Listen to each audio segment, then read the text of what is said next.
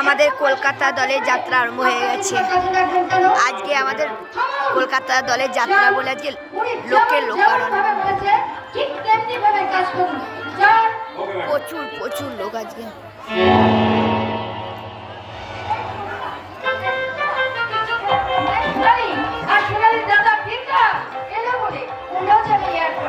আমাদের ছেলে সুপ্রজিৎকে নিশ্চিত করতে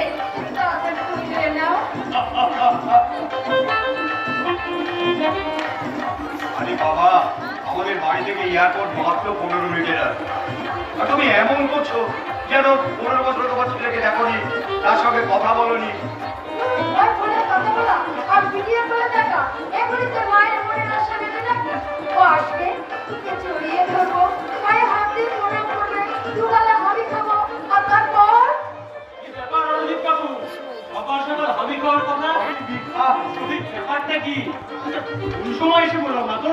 দাদা, তুই আমার বিবাহ কথা বলা শুরু করে দিয়েছিস। হ্যাঁ, রণবাবুর সাথে তোর বন্ধুত্ব সবাই জানে, না আমার আর কাকুমার কথা একটু খেয়াল কর। আরে ওর দাদা এরকম ট্যারাক ফিল্ম মারা কথা বলাটাই কাজ। মাঝে মাঝে আমার ভীষণ রাগ হয়। প্রচুর লোক আজকে, প্রচুর। এই কাণ্ডটি আর ভুলে গেছে না খবর? এখন জায়গা দেওয়া সব দাঁড়িয়েও আছে, অনেক এখনো আমি খাওয়ার সময় জুটছে, হ্যাঁ? অনেকগুলো জায়গা নাই, দাঁড়িয়েও আছে প্রচুর লোক। কলকাতা দলের যাত্রা মানে কলকাতা দলের যাত্রা বলে নয়, আমাদের মালিয়ানদের যাত্রা হলেই এইভাবেই লোক হয়, তবে আজকে একটু বেশি লোক।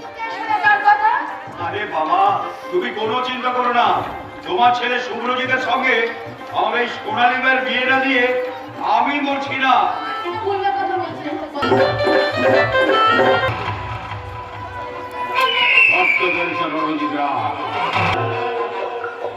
আমার বাবা 20 বছর ধরে ওর গোলামি করেছে, নিজের জীবন দিয়েছে। তার বিনিময়ে আমার বাবাকে কি দিয়েছে? ওই চা বাগানের মালিক রণজিৎ রায়। ইন্স্যুরেন্সের টাকা, আমার চাকরি। কেন স্যার, কেন? আমার জীবন থেকে হারাবে। কুত্তা ছিল, কুত্তা ছিল ওর বাপ। তার কুত্তা থেকে 2-4টে বিস্কুট চলবে, অমনি চুপ বেড়ে গেল। রণজিৎ, আমি কিন্তু তোর কাছে লেজ ফেলাতে আসিনি। এই ঘাটতি ধরবো।